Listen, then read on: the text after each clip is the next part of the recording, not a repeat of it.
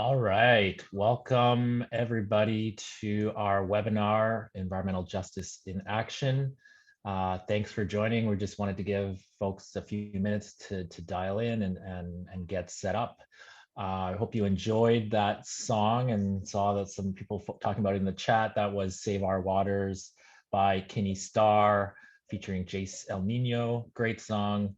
Right on topic for our conversation today. My name is Eugene Kang. I'm a staff lawyer with West Coast Environmental Law, and I'm going to be your host today. I'm going to be kind of the air traffic controller, passing the mic to some of these amazing and powerful speakers, amazing women who I'm lucky to work with and meet for this process. And so it's a real pleasure and honor to do that. To start off with, just a little bit of housekeeping and starting us off in a good way. I'm joining you today from the unceded territories of the Musqueam, Squamish, and Tsleil-Waututh people in Vancouver. We at West Coast are spread all over what's known as BC, and of course try to bring this practice to all of our events, and this is part of what we'll be talking about today. I'll invite you all, if some people have already started doing this, to say hello in the chat, which you can find at the bottom of your screen, and share which territories you are joining from. And maybe Alexis or Hannah can also share a link to help to find whose territories you're in if you're not totally sure. So I'm really excited about spending the next little while with you all. Thank you all for your interest and your attendance.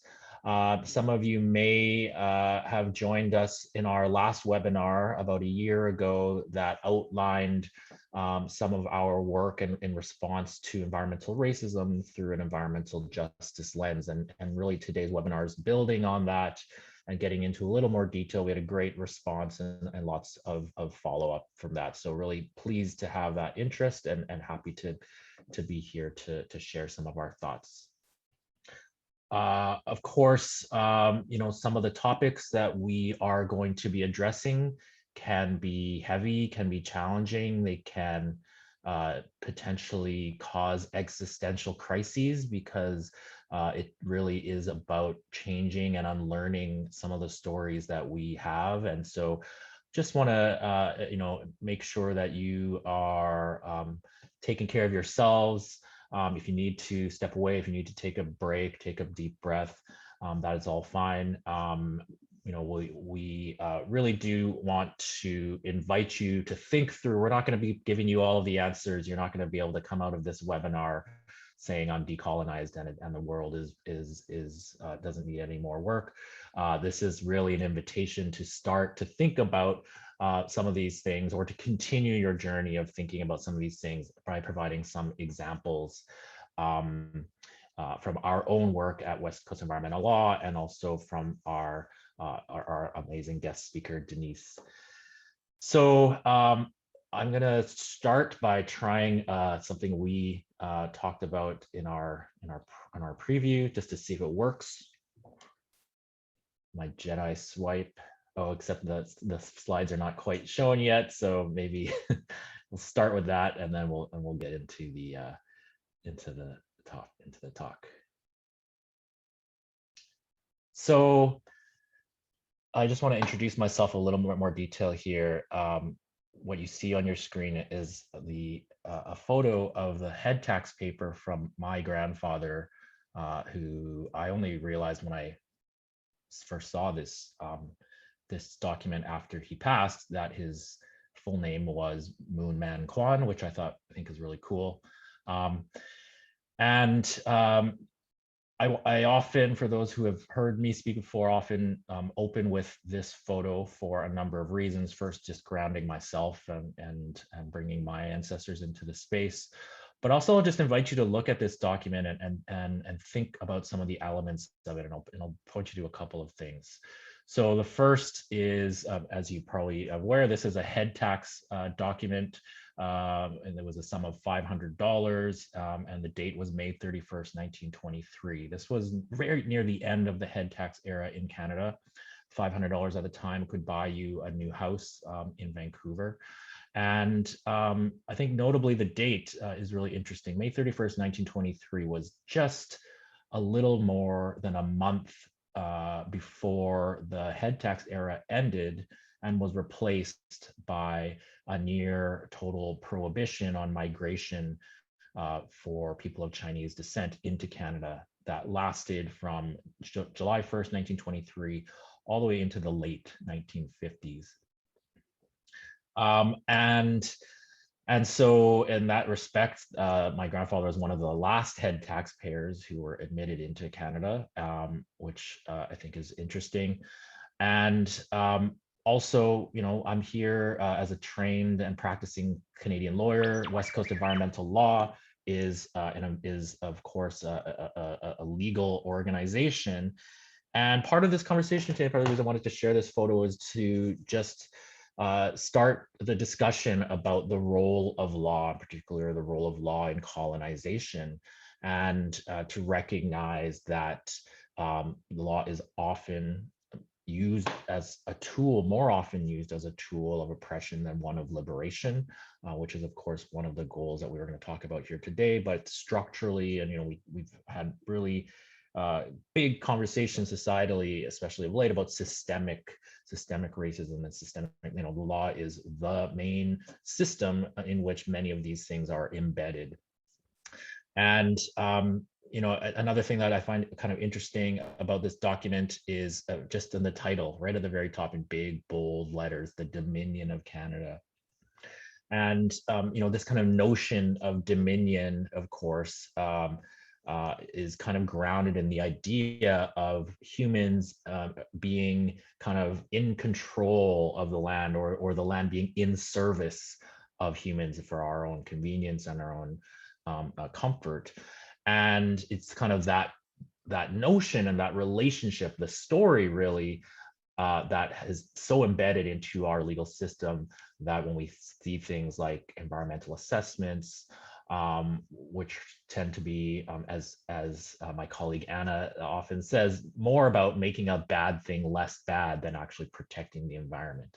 And so just really invite you to think about that as just how we think about our relationship and how those get embedded within the legal structures that we live within. And so I just also want to recognize that, in spite of the fact that my family arrived here under obviously racist laws grounded in the founding ideologies of white supremacy, that we've also still benefited from colonization. And it's kind of walking that path and recognizing these things that I carry with me in my day-to-day work, and something that we're going to talk about, I think, more broadly throughout this webinar. So again, like I said, we are going to build off of last year's webinar. Maybe someone can throw the link to that in the chat.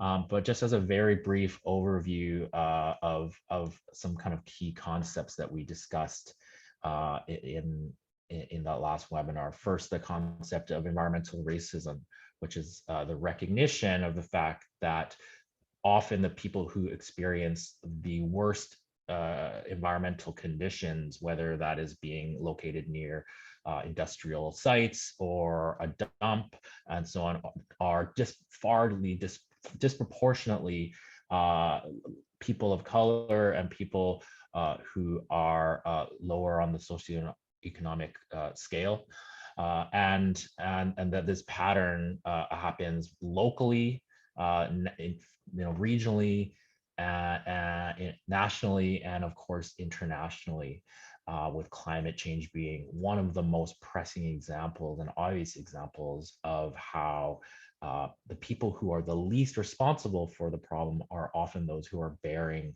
the most of the impacts, with the fewest with the least ability to adapt or mitigate those impacts. And so this is really a really foundational, fundamental part of our approach to all of our work, but in particular with climate and climate justice and the climate crisis, where we know we cannot get out of it if we don't include a justice lens to it. And so that's where the kind of notion and concept of environmental justice comes in. There are lots of definitions out there, and I won't go too deep into the technical pieces, but I think ultimately, really, it's about understanding the systemic, personal, and cultural elements that all feed into how one might experience decision making, one might experience the impacts of environmental pieces, of environmental impacts and projects. And a key part of environmental justice is bringing those voices that don't often get heard to the decision making table. And that is a big part of our work at West Coast Environmental Law. At the end of the day, without getting too technical, it's really about understanding power, understanding how different aspects and elements of power intersect and can become cumulative or can show up in different ways. And that's absolutely something that we aspire to, and that it's a constant and ongoing learning and unlearning process. So I'm really excited with that stage set to hear from our speakers today. I'm going to start with our guest speaker, Denise Hampton. Denise has nearly 30 years experience as a labor educator and activist, advocating for workers and fighting for justice throughout North America. She's traveled across Canada to deliver union education materials to people in numerous workplaces and union halls, and has done lots of anti-racism work as a member of the Coalition of Black Trade Unionists, and has also worked with Indigenous workers, Black workers, workers of color to fight for their rights and build collective power. So I'll invite you, Denise, to join us. Thank you again for coming. If you'd like to introduce yourself more, please do so. Thank you so much. Thank you, Eugene, and thank you all for having me. I am really, really excited to be here. I'm honored also to have been asked to join this esteemed group of activists and freedom fighters, really, because that's ultimately the work that we do and the legacies of many activists and ancestors that have come before us. And so I am thrilled to be here to talk to you a little bit. There is no need to introduce me any further than that. Let's just get right into it. I had the great privilege of watching the presentation that you gave last year, the first webinar that you did on environmental racism last year. And I was, I'm always shocked, I'm just going to say, when I hear people talking about Aamjiwnayn, and when I understand that lots of people are unfamiliar with the starkness of the situation on the Aamjiwnayn First Nation, which is near what you would probably recognize as Sarnia, Ontario. And I thought it was important to start in this place because it ties back, and my labor educator brain, I always like to tie back with what we've already heard and already learned. And this picture is of Aamjiwnayn First Nation. It is in the middle, and it is sandwiched between two oil refineries in Sarnia. In the foreground, where Hannah has generously put the arrow, that is the Suncor Energy Corporation's oil refinery. And at the very, very top is the Shell Canada's oil refinery. And so I think that whenever people see this, they are shocked to know what we're talking about, how close we're talking about. There's probably a road, a 2-lane road, that separates the oil refinery from the First Nation itself. And I am pretty sure that anybody who's listening to us right now would appreciate this. But when we talk about this kind of issue, it is not hyperbolic It is not, we're not talking about great distances away and people are overreacting. We're talking about literally 2 oil refineries sandwiching, squeezing in a First Nation. Thanks for that, Hannah. So the work that I do primarily with the Coalition of Black Trade Unionists has morphed into many different things. And primarily, it has morphed into an organization that sees itself also doing the work of decolonizing our unions, decolonizing our workplaces, decolonizing our collective agreements. But what I also understood was that people didn't understand that there was a connection between that and groups of people that they probably work with, groups of people that are their neighbors, groups of people that they've come in contact with, their friends, et cetera, their family, and that's people in First Nations. And so what I had to spend a lot of time talking to people about was the connection, just real talk, because that's how I roll, the connection between Black people and Indigenous people in particular in this country. And so we start with the case of First Nations and what does that mean in terms of environmental racism. On the next slide, you're going to see the picture of a pass, an infamous pass from the pass system that existed up until the mid-1960s in this country. And what I view to be the earliest case, the earliest historical case of environmental racism is the reserve system that started in 1637 in a town called Sillery, Quebec. And that still exists, quite frankly, in a different form, but it still exists. And in Sillery, this is where the first reserve was created by Europeans, by the French and the English, particularly the French, for Indigenous peoples in what we now call Canada. The town of Sillery is still there. In fact, still named Sillery, Quebec. And they were in particular a manufacturer. It was in particular a manufacturing town. A man named Paul Lejeune, who was a Jesuit priest, was looking for a suitable place to attempt to convert Indigenous people to Catholicism. And he believed that creating a reserve system was one of the best ways to do that, if I could have the next. And in particular, this particular piece of land was hugely desirable agriculturally. The land where Innu people where Algonquin people were already living was particularly desirable for the church and for the state. It should be noted that the same, so in 1633, so just 4 years before the reserve was created, the first known enslaved African arrived on Canadian soil. His name was Olivier, and he was later baptized Olivier Lejeune, the same name of the father of the Jesuit priest I'm talking about. Paul Lejeune purchased Olivier Lejeune from the slave traders on that ship, and then 4 years later went on to create the pass system. There's very little that's known about Olivier Lejeune, but that much is known. And so talking about the long connected history that Indigenous people and African Canadians have here, I think is paramount to us understanding the foundations of environmental racism. The reserve system was designed strictly to control the movements of Indigenous people. It was an easy way to do so. And in order to further restrict and control those movements, the pass system and subsequently pass laws, although they weren't called pass laws, but the pass system was created.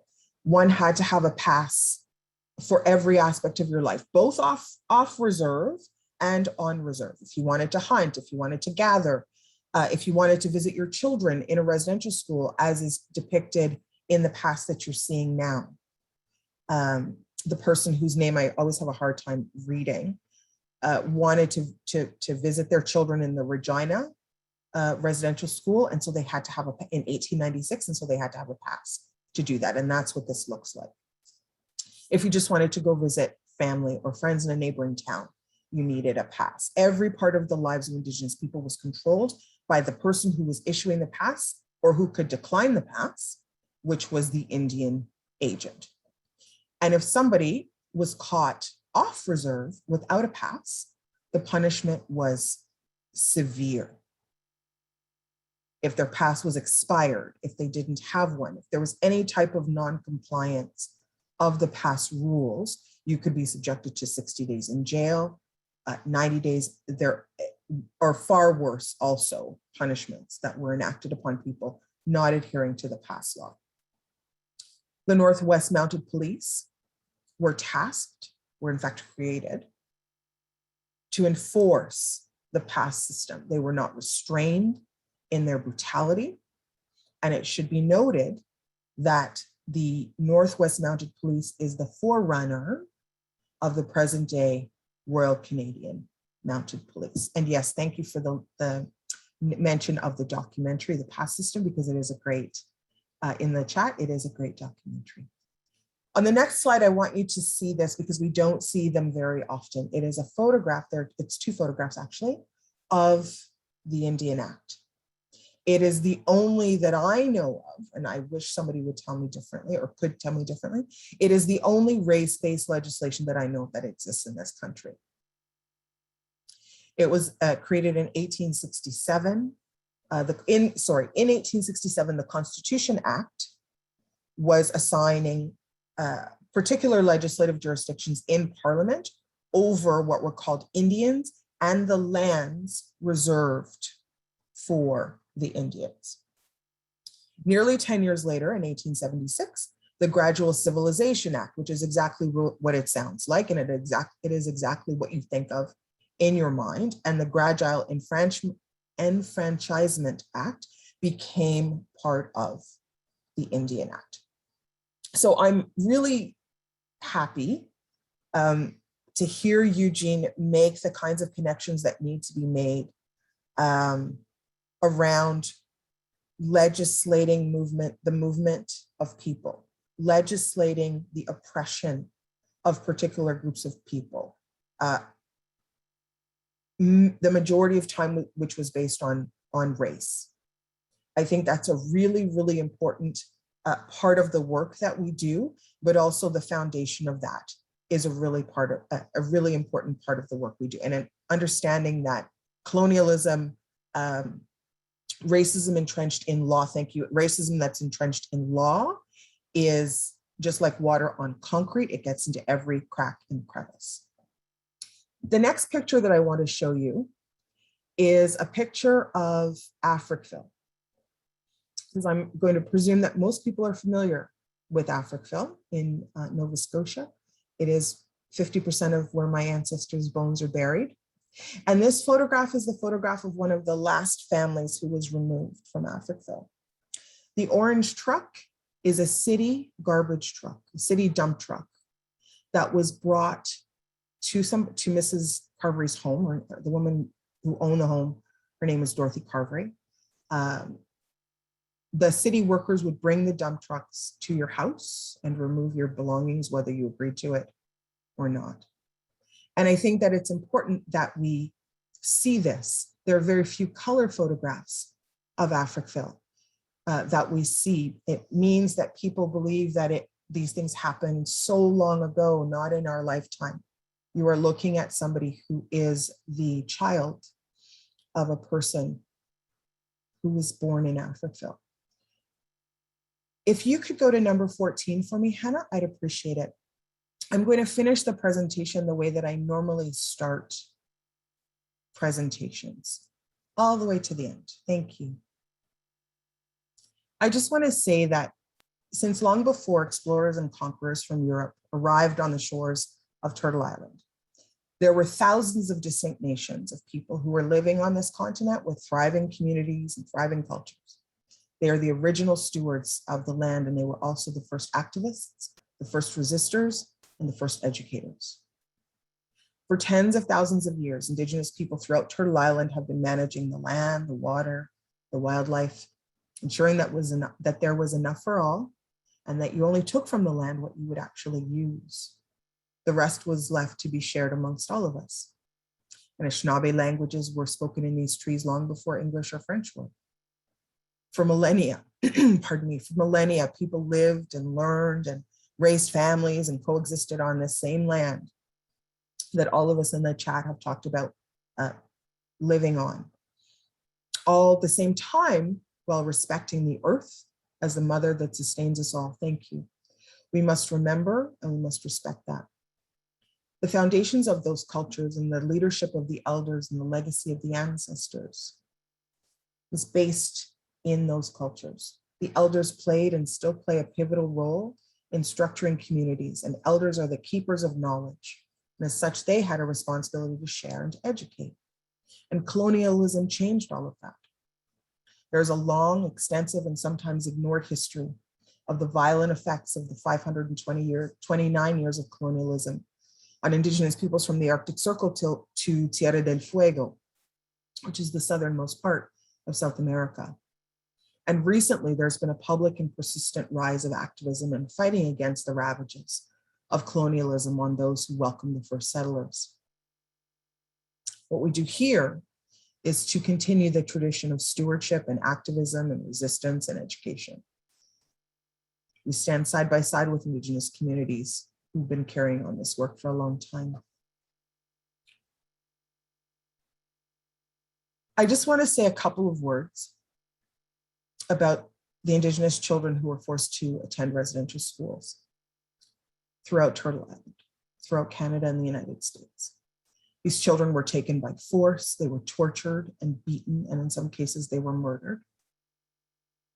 And we especially remember the children who weren't returned to their families and didn't receive a proper traditional burial after dying in those schools. In 2018, it was reported that the remains of 50 children were found in what is now a campground at the RV park in Brandon, Manitoba. They died at the Brandon, Manitoba residential schools. And a few weeks ago, the number grew to 104. In May, we learned that 215 children at the Tk'emlúps Indian Residential School were buried there. Meskwakaken First Nations reported 35 people, another 35 at the Regina Industrial School, 751 at Cowessess First Nation. I want you to imagine for a second the resources that would have been marshaled if the bodies of 1,140 white children had been discovered on the grounds of their schools. There are 48 children's names at the Center for the National Center for Truth and Reconciliation of the children who died at the Mohawk Indian Residential School, which is the first one that was operated on Turtle Island, in the very first. It was open for 142 years. This system is an example of colonialism that has perpetuated environmental racism for centuries. The Indian residential school system, the Indian hospital system, and the day school system. They are forms of environmental racism that most of us couldn't have imagined before. Some of us have imagined it because the elders told us that was what it was going on. And so we knew, in our communities, we knew. I guess I'm glad that in other communities now you know too, because when you know better, you do better. So the last thing I'm going to say is that it's been 9,950 days since clean water has come out of the taps at Mixtanga First Nation, which is part of the Anishinaabe First Nation in Northwestern Ontario.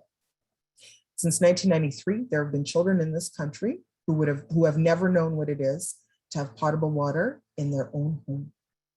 And this would not happen in London or Calgary or in Ottawa. And so when we get to the new normal of our society, we're going to be presented with a very rare opportunity to expect different and to demand different. And in fact, to demand better. I'm happy to be doing so alongside such phenomenal people that are here with us today, who've taken time to come and listen. And I'm happy to be doing so alongside the chiefs, the elders, and the entire community, all my relations. Thank you so much, Denise, for starting us off in such a powerful way and really connecting these issues, which we are currently talking about, back throughout their history. And we know that the forced removal of Indigenous peoples from the land in order to access natural resources was part of the history and foundation of Canada, and it's something we continue to see today. The criminalization of land offenders who are doing what the courts have said, which is to occupy and use the land, and then get hit with injunctions and criminalization through the existing process. So thank you so much for sharing that. I'm going to pass the mic next to my colleague, Anna Johnston. Anna has been our lead on the environmental assessment and impact assessment work, and is going to talk a little bit about some of the gender-based analysis that's embedded within that process, and also the potential for how that can inform decision making more broadly. So over to you, Anna. Great, thanks Eugene, and thanks Denise so much for that powerful presentation. So again, hello everyone, my name's Anna Johnston. I'm a staff lawyer with West Coast Environmental Law. While I'm actually from Saanich and the Kultuk territory on Vancouver Island, I now have the privilege to live in the unceded territory of the Anishinaabe Algonquin Nation in Ottawa, where I work to ensure we have a strong federal environmental safety net to protect nature and communities. So one of the areas, as Eugene said, that my work has been focused on is impact assessment, and in particular on how decisions to approve major industrial and natural resource projects like pipelines and mines and dams affect different people differently. So really asking those questions like who benefits from these projects and who's shouldering the environmental harms they cause, what social, economic, and environmental impacts may be occurring that we're not even looking at, and whose voices are at the table and who's being ignored. So in my presentation today, I'm going to be exploring those questions a little bit more in depth, and in particular looking at three questions. So first, I'm going to talk about the term equity and what it means in the context of natural resource and industrial decision making. Next, I'll provide some examples of the different ways that people can and are being affected by projects in or near their communities based on identity factors like sex, gender, indigeneity, race, ability or disability, and age. And finally, I'll talk about where do we go from here? How can we improve environmental decision making to ensure that all voices are heard, that we're protecting vulnerable populations, and we're ensuring that people who are most affected also have the opportunity to gain from these major projects. So before I begin, I do want to give a warning that I'm going to be talking about some potentially triggering issues like gendered and sexual violence, and I'll be talking for about 15 minutes. So if you need, you can take a break and return to us when I'm done in about 15 minutes. So at West Coast, we've worked with academics and practitioners and community groups to explore what it means to be equitable. So first, it's important to recognize that equity, of course, does not mean equality. We've probably all seen this picture of how an equality-based approach means that, everybody has the same box to stand on, regardless of what size they need, whereas an equity-based approach recognizes and reflects individual need and underlying circumstances so that everybody has the same opportunities and the same access to benefits. So similarly, taking an equality-based approach to project approval would mean treating everybody the same, considering them in the same light, and asking questions like, can everybody apply for a job at this mine site or for this pipeline or dam? An equity lens looks more deeply into underlying questions around, are different people going to be affected by the project differently because of things like their gender or their sex or their race, their age, their ability, their indigeneity? What underlying forces are at play that could mean that some people are more likely to benefit from this project while others are more likely to pay environmental and social costs or suffer direct harms?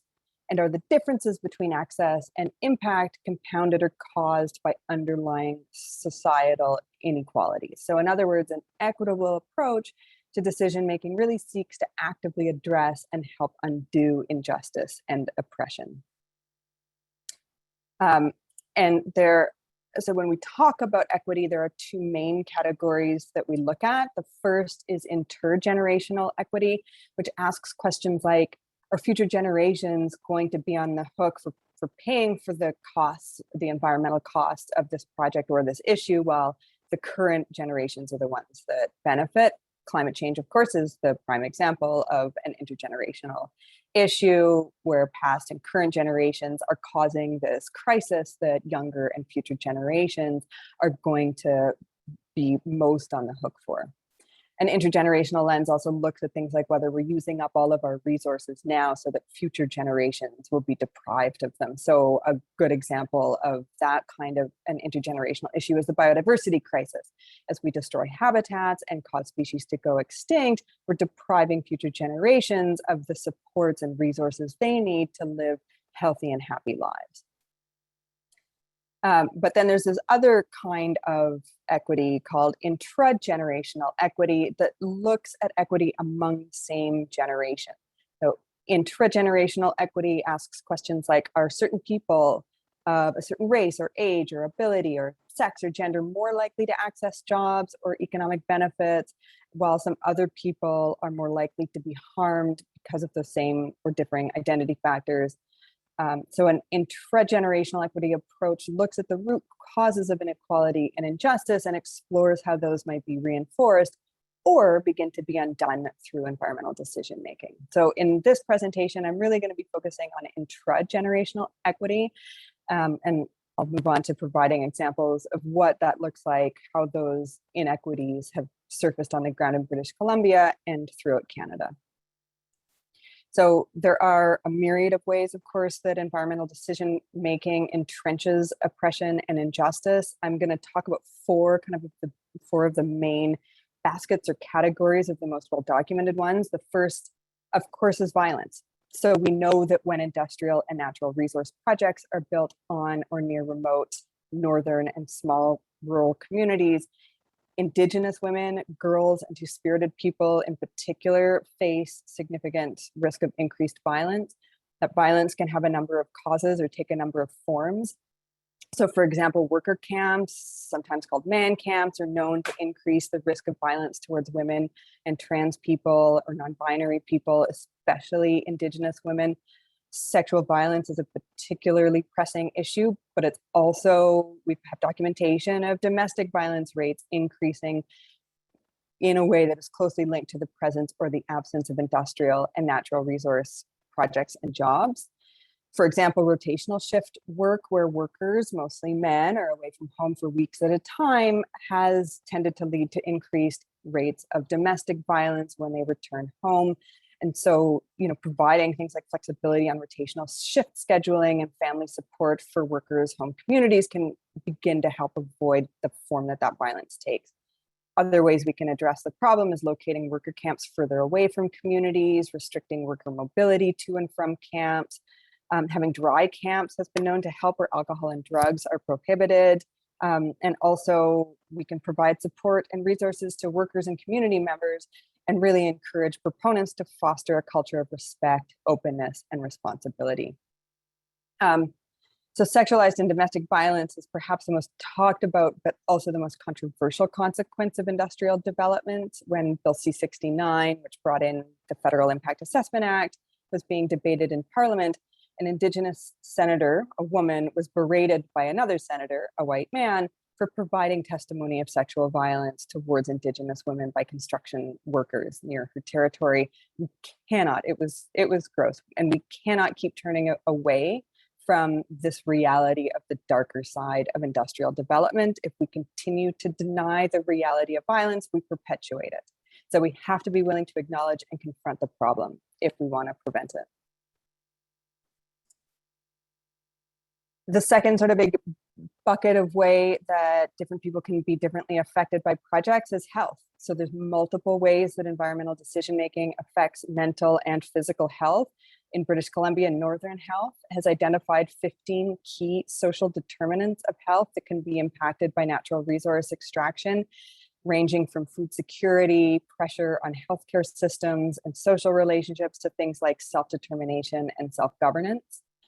So one way that health can differently affect people, or health impacts can be differently felt by people, is when projects destroy or pollute land or restrict access to harvesting grounds or hunting and fishing grounds.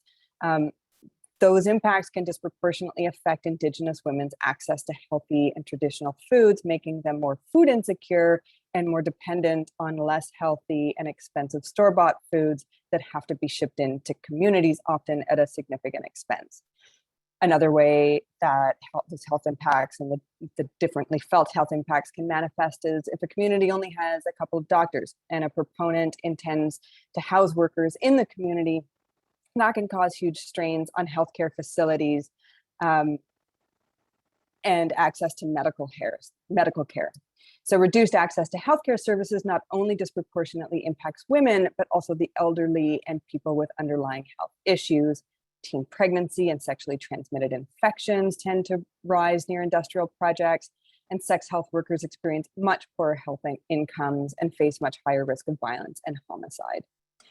Rotational shift work can lead to mental health issues in workers and their families at home, and especially for spouses that are left to bear the burden of single parenting for often weeks at a time. Also, housing and cost of living. So when workers are housed in communities instead of camps, those sudden population influxes can put big strains on housing. Sorry, next slide.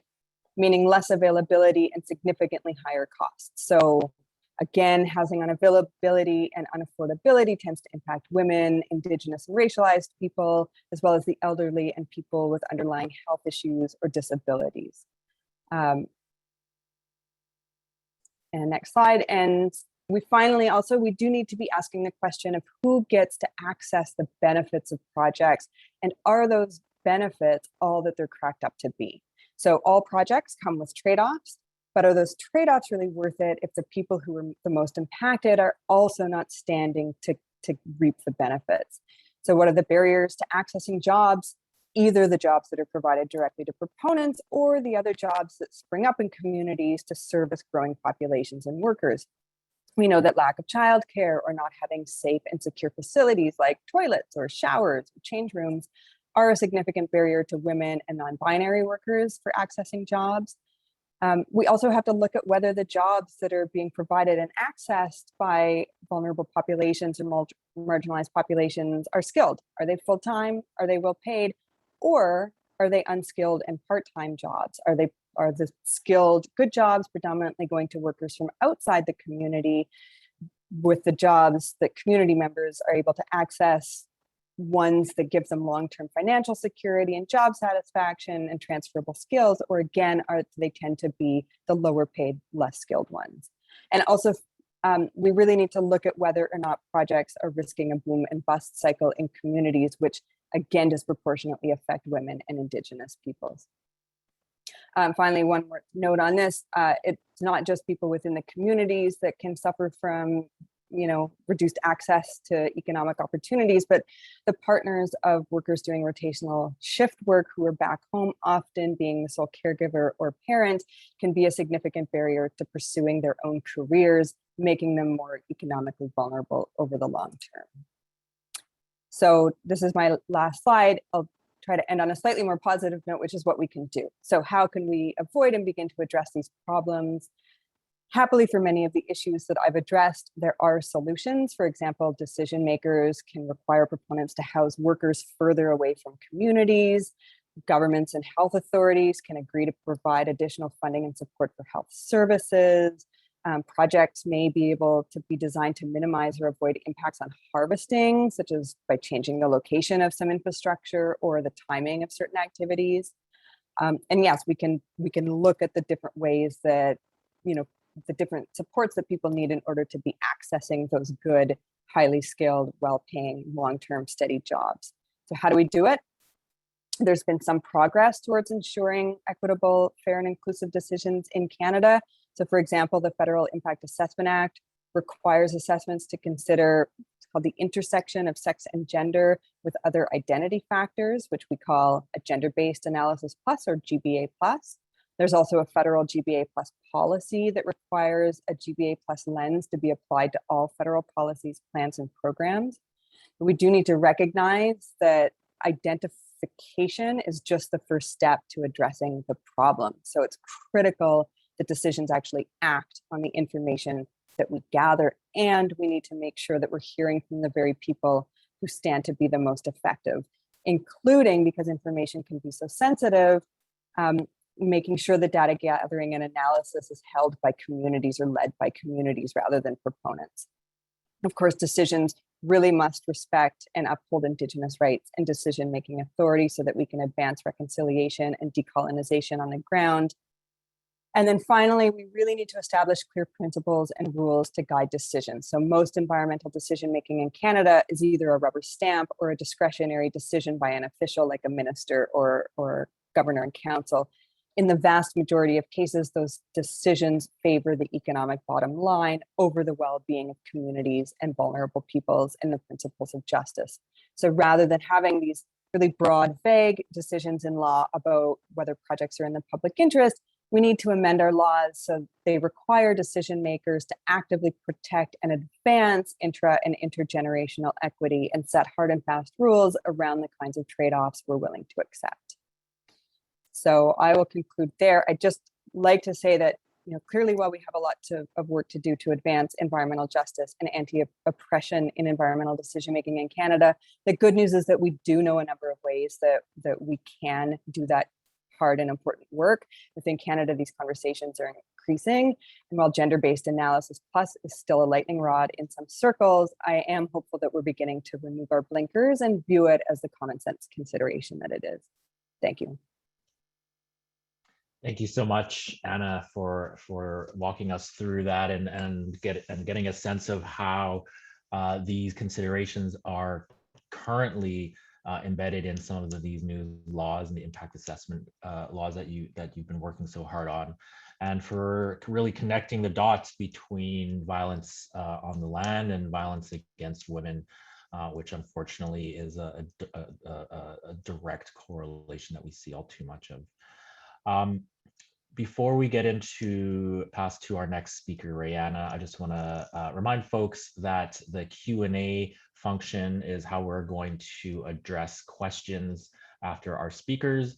You can see that at the bottom of your screen, and you're able as well to like or upvote other questions, and we'll try to use that as a guide to try and hit as many questions as possible. And we'll do that as soon as the speakers have finished. So please feel free to use that function, and we'll move forward from there. I'm going to invite Rayanna Seymour to the mic, to the podium, virtual podium next. Rayanna is the manager of our Revitalizing Indigenous Law for Land, Air, and Water program. She's going to speak a bit about that, as well as, I believe, some of our own learnings as West Coast in that process, and in particular incorporating trauma-informed approaches to that work. So passing the mic over to you, Rayanna. Thanks, Eugene. And thanks to all the other amazing speakers. Bonjour, my name is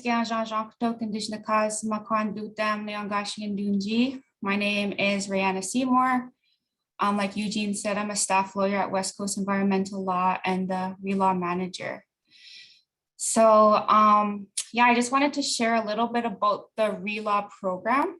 So again, the RELAW stands for Revitalizing Indigenous Law for Land, Air, and Water, and we're a group of 9 legally trained individuals. So most of us are lawyers. There's an articled student, and there's a non-practicing lawyer who is Indigenous and guides this work. And I'm kind of the coordinator, and I bring us all together. So the RELAW program, it has kind of 2 components to it.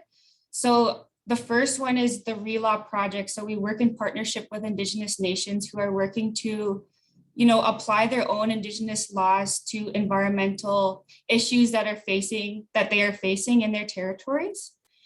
And then we also have the RELAW co-learning program. So what that is we bring together interested community members, Indigenous community members who are doing work or who are interested in doing work with their own laws and their own stories. But we also work with allies who are working very closely with Indigenous nations in solidarity. So through the RELAW co-learning program, every single year, we have 3 retreats that kind of ground that, where we gather together. Pre-COVID, it was in person, you know, for 4 days on the land and just kind of exploring, you know, what are the methodologies, what are the approaches to researching Indigenous law. And we specifically focus on stories and community deliberation. So there are many, many ways on working with Indigenous law, and there are many ways that people are practicing their own laws. So just recognizing that the RELAW program is one way that we work with Indigenous nations who are doing this work and stand in solidarity and amplify and support their work. And recognizing that we are not the experts in their own laws, although we do know, you know, the Canadian system, the Canadian law system as legally trained lawyers. So we support in that interface work, right? So the bridging Canadian law and Indigenous law. But grounded in all of our work are these concepts, you know, this, like we always bring our anti-oppression lens to everything that we do. So some of the key principles or concepts that kind of ground our work with working with Indigenous nations and peoples and community members and elders and young people is based in collaboration. So we recognize that we do not have all of the answers and that, you know, that answers need to be dreamed up and they need to be given space and given time to be figured out together. Our work is based in partnership. So like I said, you know, our RELAW projects are with our RELAW partners. So we don't sign retainer agreements, we sign learning partnership agreements where recognizing that we're in a co-learning role, right? So they're the experts in their laws and we have training in the Canadian law system. And we also have a lot of experience working with Indigenous nations through, you know, Indigenous law projects and application and enforcement. And grounded in all of this too is the importance of relationships and how relationships take time and trust takes time to build.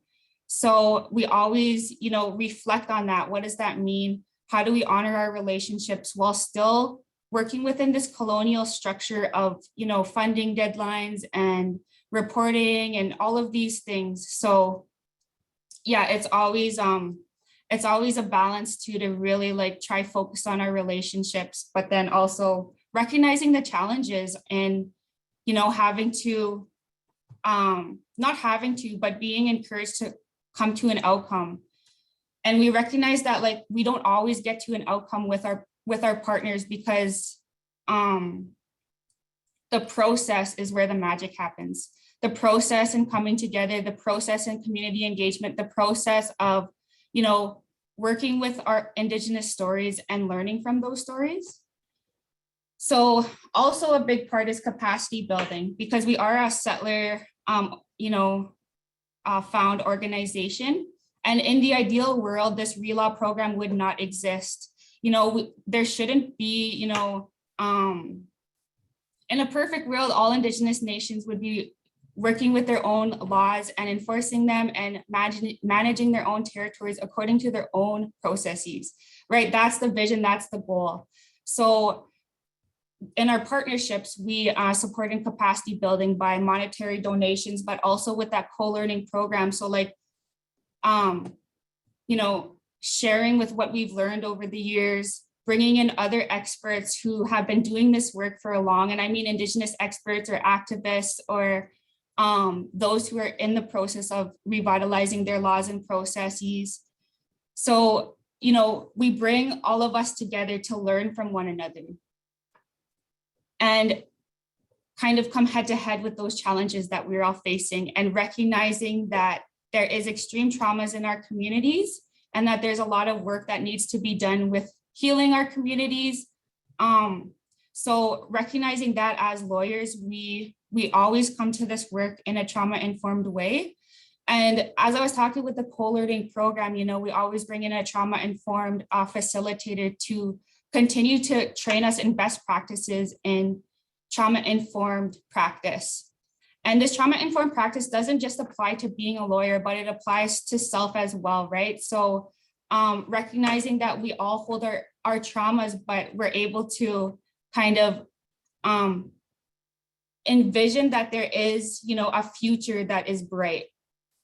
And recognizing that there's a lot of hurt. So, you know, we have training, and like when we're facilitating dialogue and discussion with knowledge holders or community members, we're trained to kind of honor the truth that comes up, but then kind of bring us back into that conversation of what we're there for, right? Which is usually,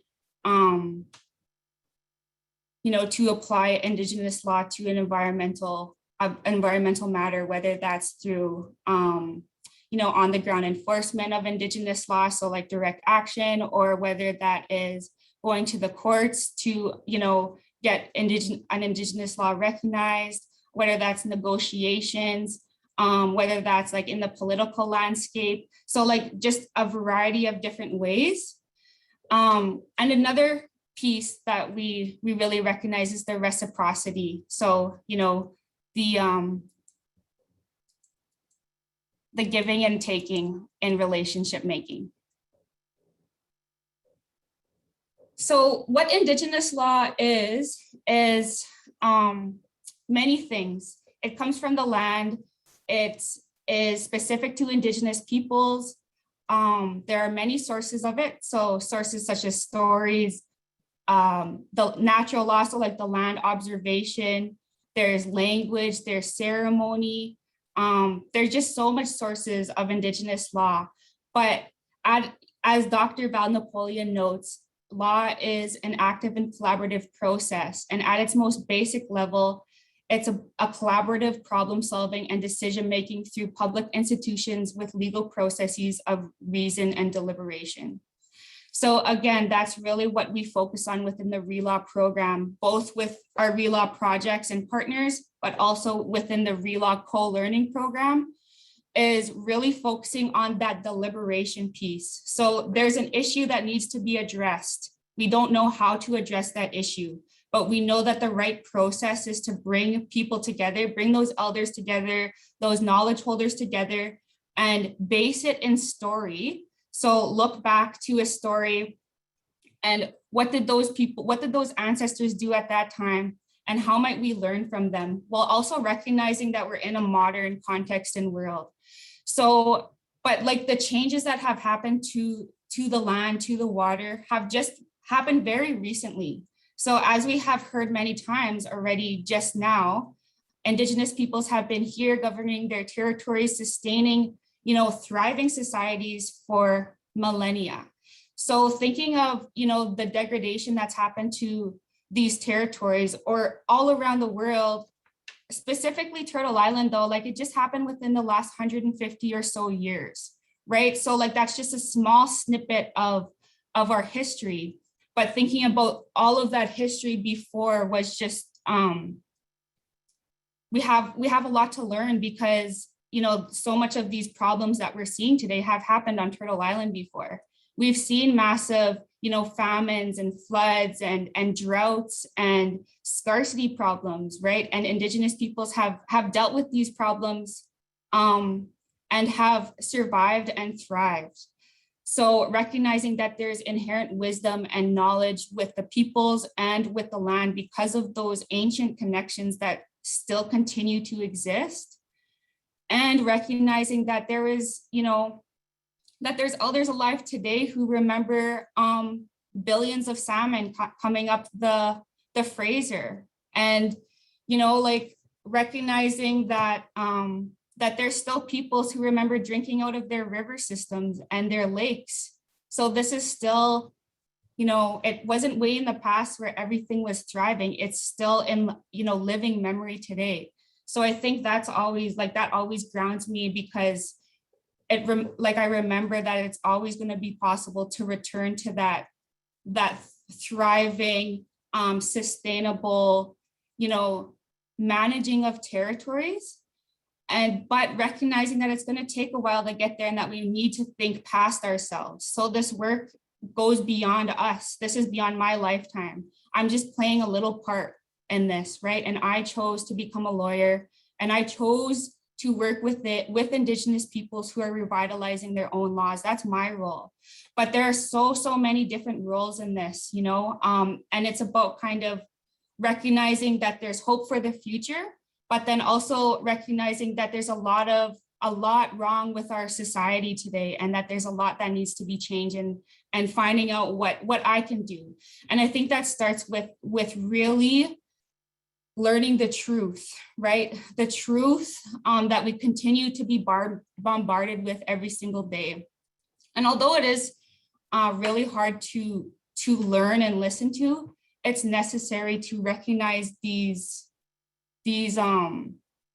injustices that continue to happen, the oppression that continues to happen, the genocide that continues to happen, and really try to move past this point and move on to like really healing in a real nation-to-nation relationship, and recognizing that Indigenous peoples hold so much knowledge, so much brilliance of their territories, and know their lands the most. So, it really makes sense to me too, that land is managed by Indigenous peoples. So really, like, it's all about transforming relationships. That's really what our work is about. So it's about transforming decision-making processes, how we come together, doing that in a trauma-informed way, and thinking about the freedom that each individual carries, and including those who have, who are against what we're doing, because their voices matter too. It's not just about including those who support us, but it's including those who resist those changes, because we need to bring everybody along on this journey. And this journey is going to take lifetimes. So I just wanted to share this quote. Water is of very high cultural importance to members of the Coldwater Indian Band. When it comes to decision making, we need to be involved, because right now it's decided by people who don't live here, who don't see the issues with water that we see. Through collaboration, we can prevent a lot of these issues. So that's the thing, that's the key, right? Like, it's in relationship, it's in collaboration, it's in recognizing Indigenous jurisdiction and decision making. It's in recognizing their expertise in their territories, in their waters, in their lands, and trying to find our place in amplifying those voices and those ways of knowing. So one example that I just wanted to give very quickly is a RELAW story. So I work in partnership with the Lower Fraser Fisheries Alliance, and they bring together, their Indigenous fishers and other leaders within their community to look to their, inherent rights to fish and aquaculture. So we've been partnered with them since the end of 2018, and they have just began publishing their legal synthesis on revitalizing Indigenous law with the Lower Fraser Fisheries Alliance. So what they looked to was, what do their Skokwiyam, so those old ancient stories, tell us about fisheries governance and watershed management, and what can we learn from them? And I just wanted to give an example of the power of Indigenous stories. So you see that's a mountain in the Lower Fraser Valley we know as Mount Cheyenne, but really her name is Leithlake. So Leithlake is an ancestor of the Cheyenne people, and Leithlake was transformed into this mountain by request of her, because she wanted to stay present on her territories forever, to look after the Fraser River, the Stalo. She wanted to look after the fish, the salmon, and she wanted to look after her people forever. So you see that, so the Cheyenne people are directly connected with Leithlake and directly connected with that mountain, directly connected to the Fraser River, the Stalo. And as such, they have that inherent jurisdiction and wisdom and knowledge to offer in solving this climate crisis. I mean, this, that too, but like the fisheries crisis that we're seeing all over, and the mismanagement by the Department of Fisheries and Oceans. We know that this isn't working. So now we're working with the LFFA on, you know, education, awareness that, you know, these stories exist, that their relationships exist, and that their connections to their territories is ancient and beautiful. And there's a lot of stories that describe so much that happened on these territories. So with that, I just wanted to say Chimi Gwech for listening to me, and I'll pass it back to Eugene. Thank you so much, Rayanna, for sharing that. And it's always a challenge to talk about the breadth of work within a limited time frame, and did a great job of summarizing, you know, some of the core elements of RELAW, and really some of the approaches we take around working at the speed of trust, and understanding and recognizing that that a law can exist within a tree itself. It doesn't need to be cut down and pulped and turned into paper so that someone can write down a certain set of rules or guidelines after the deliberation. And so that's really great reminder. And I really encourage you to check out some of the releases from the Lower Fraser Fisheries Alliance. I believe there's a number of volumes that will be released over the next little while, and really incredible stuff, especially if you are here based in the Lower Mainland in Vancouver and in and around the Fraser River. I've personally learned so much from this process, and as a result feel more connected to the land which I grew up on, but I was not necessarily taught about from an Indigenous perspective. I'm going to invite our next speaker here, Sunshine Wiseman. Sunshine is our articled student at West Coast, who's been working on our access to justice file and making that more accessible and more inclusive for Indigenous and communities of color. Some of you who were on our webinar last year will remember that Sunshine spoke about some of that work, and she's going to provide a quick update on kind of where that's landed. So Sunshine, over to you. Thanks so much, Eugene, and thanks to all of the speakers so far. Mbulavanaka ao kama nanongo matangale nanduandua.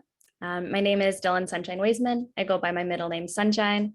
I'm a settler on Musqueam, Squamish, and Tsleil-Waututh lands. And I'm very grateful to live here by the oceans that connect me to my Indigenous lands and waters in the South Pacific.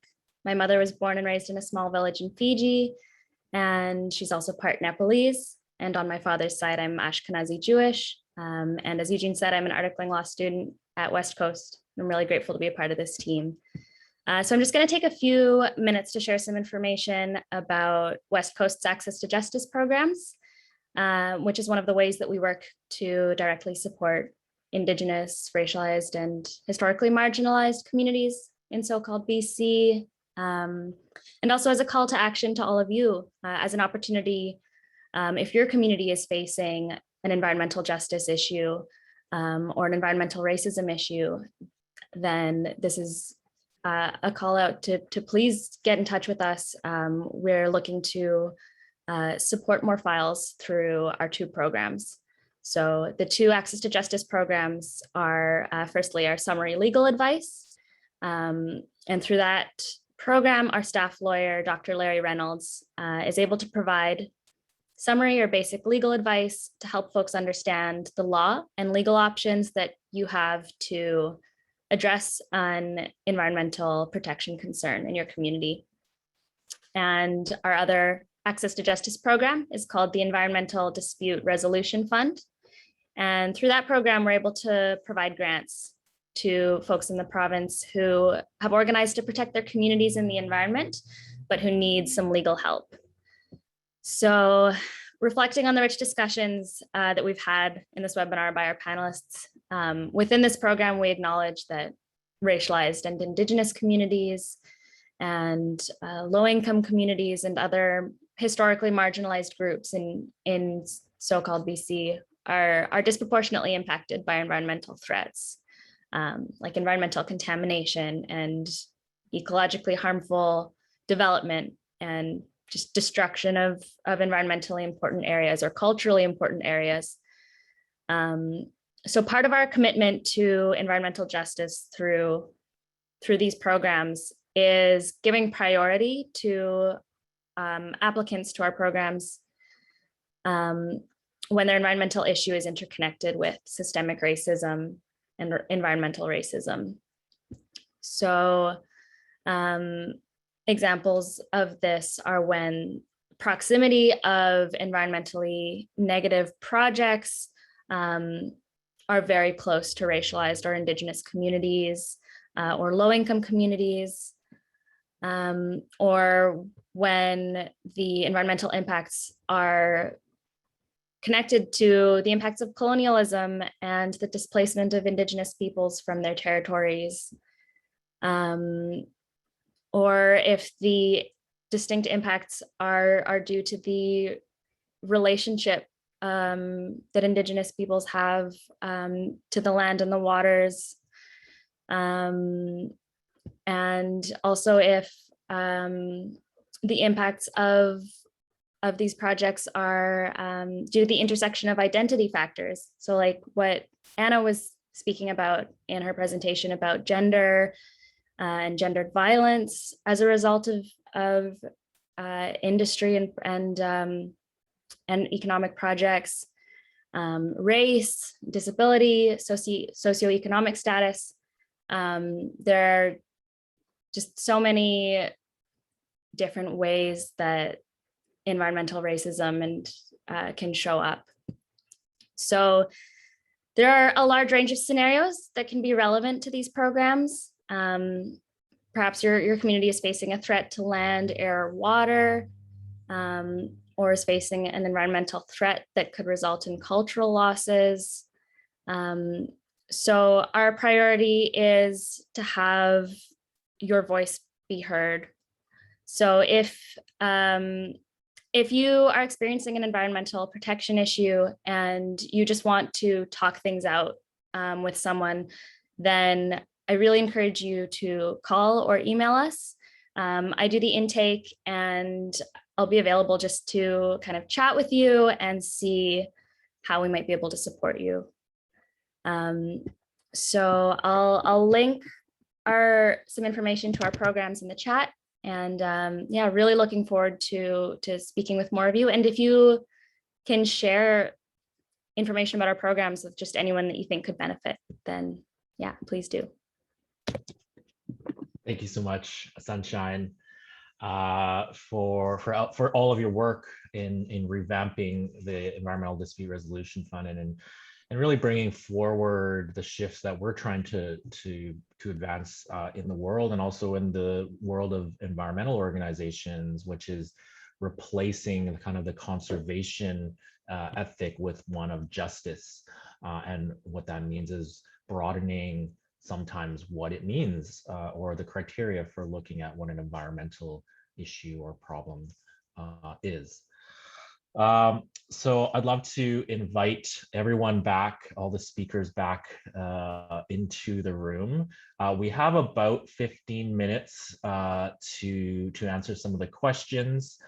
That's only a few minutes less than what we'd originally scheduled, which I'm happy about. Often with topics as deep and important as these, it's easy to go over time. But we do want to really address some of the questions that have been raised, both in the Q&A, and thank you for those who put those in and voted, as well as some that were submitted prior to this starting at registration. So I'm going to start with one of those.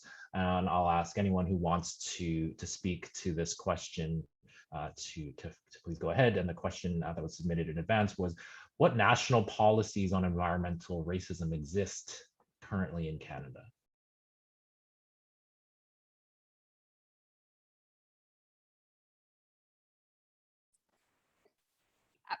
Thanks, Eugene. I might do that classic thing where I don't quite directly answer your question on policies, but I would like to point out, as lawyers we're taught, you have to go back to first principles. And I think it's really helpful to remember that our Constitution, the Canadian Charter of Rights and Freedoms, does include a number of protections that are relevant to this conversation. So for example, life, liberty and security of the person, the right to equality, the right to peaceful assembly. These are all constitutionally protected rights and freedoms that, I think can be more broadly applicable than maybe they have been applied in the past, as we learn the different ways that people are differently affected along these different lines. So, we do have really important fundamental tools at our disposal. And then on top of those, we have been seeing some laws enacted. So for example, both British Columbia and the federal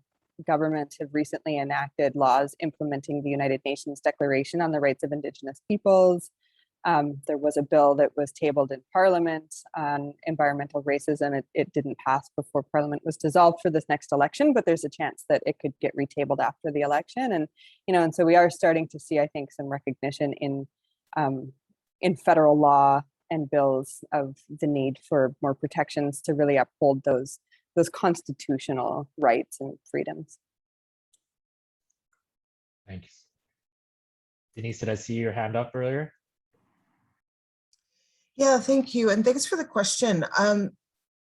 While I don't focus as much on national policy or national law, I do focus quite a bit on local actions that are taking place. And the one thing that we've seen in Toronto that's been quite successful is called the Community Benefits Network. And as I'm sure most of you probably have heard, Toronto has a public transit problem. And they are building this enormous above ground rail line right through the center of the city. What the Community Benefits Network did, along with many, many unions across the city, is demand that any jobs that were going to be granted as a result of this enormous construction project were going to have an equity lens applied to them, and in fact must. And to their great credit, the Community Benefits Network was incredibly successful in ensuring that people of color and Indigenous people, and in fact women as an underrepresented group in construction, were included in those projects. And I happen to work, when I'm in my office, right outside this construction project. I work in the center of the city, and I see, like visually, I can see with my eyes the benefits of that activism work, of those projects that are being done. Because the one thing that we know, and that, next year I'll come back and talk about understanding how communities that have been targeted for years and years and years, be it around toxic releases in their communities, in the city, be it around food insecurity, gentrification, all of the things that we talk about when we talk about environmental racism, we always know that there are particular communities that are hit the hardest. And so we wanted to ensure that with this one project, that we were going to help give those communities a leg up and try to mitigate some of the negative impacts that we see of environmental racism, including gentrification. And that was one of the ways that we did that. Yeah, thanks, Denise. And I just wanted to offer this too. There's a bill that just passed its second reading called Bill C-230. So it's a private member's bill that aims to address environmental racism. And if the bill is passed, Canada will become one of the first countries in the world to require the government to develop a national strategy to tackle environmental racism. And right now the goal is to come up with that strategy within 2 years. So it would include making efforts to identify, document, and monitor environmental racism, creating processes to increase the participation of Indigenous, racialized, and other affected communities in environmental policy making, providing redress for harm due to environmental injustice, and ensuring access to clean air and water. So I'm just attaching that link. Thanks, Rayanna. And of course, this is something that will have to be revisited by the new government after the election, and really encourage you in your discussions with candidates locally to put that on their radar as a priority for yourself, if it's something that you're in support of. I'm going to move over now to the Q&A, and I'm going to start with our most upvoted question from June. Thank you, June. And the question is, does violence include police violence against protesters, i.e. Fairy Creek? If it does, how do we get it stopped? I can start with just a quick response. I do absolutely think that the relationship between the violence perpetrated by state security, in this case, the police and the RCMP, and Denise traced back the history of that institution to who first was put in place to clear the land to enable resource extraction and exploitation. These are connected, and they continue to be connected, and certainly seeing what's happened in Fairy Creek recently is very concerning, and something we should all be paying attention to and worried about. This is unfortunately, of course, a pattern that we've seen over and over again. And I'll just reiterate what I said earlier, that the violence on the land is connected to violence against women. The mindset, the cosmovision that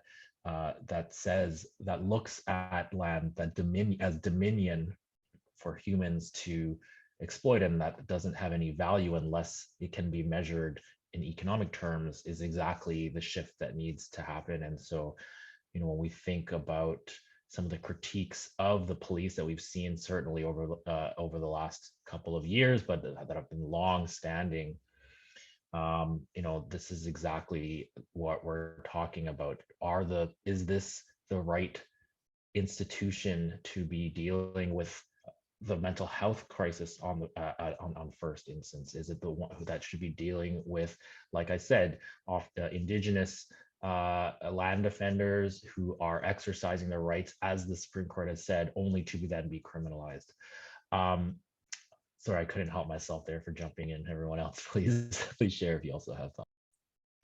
Well, I might just jump in, Eugene, because you're probably also being a little bit modest. That one of the really amazing things that Eugene, our esteemed moderator, has done in his work at West Coast has been to lead the effort of West Coast lawyers being legal observers in protests, for example, on the Trans Mountain pipeline, just making sure that as legal observers we're there to watch and document any injustices that are caused or police violence towards protests, so that we can bring that evidence to court. So having those kinds of observers who are there to provide that authority and that that documentation for so that we can hopefully make sure that that kind of violence doesn't occur, but if it does, we can get redress in the courts for it.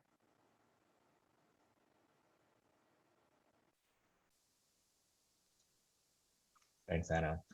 And if I could just again project, I was thinking about Rayanna and the time frames, and I was reminded of an exercise we did as the RELAW team last year, where instead of doing like a 5-year plan or a 1-year plan, we did a 1,000-year plan. We envisioned 1,000 years into the future. And so again, coming back to the specific issue around police violence, when you have an institution where the first solution or the first training is grounded in a military or paramilitary approach, that it's not necessarily surprising that issues that they come up with are met with violence, because that's the main tool that they're trained within. And so there's a huge fundamental shift that also needs to happen within those institutions.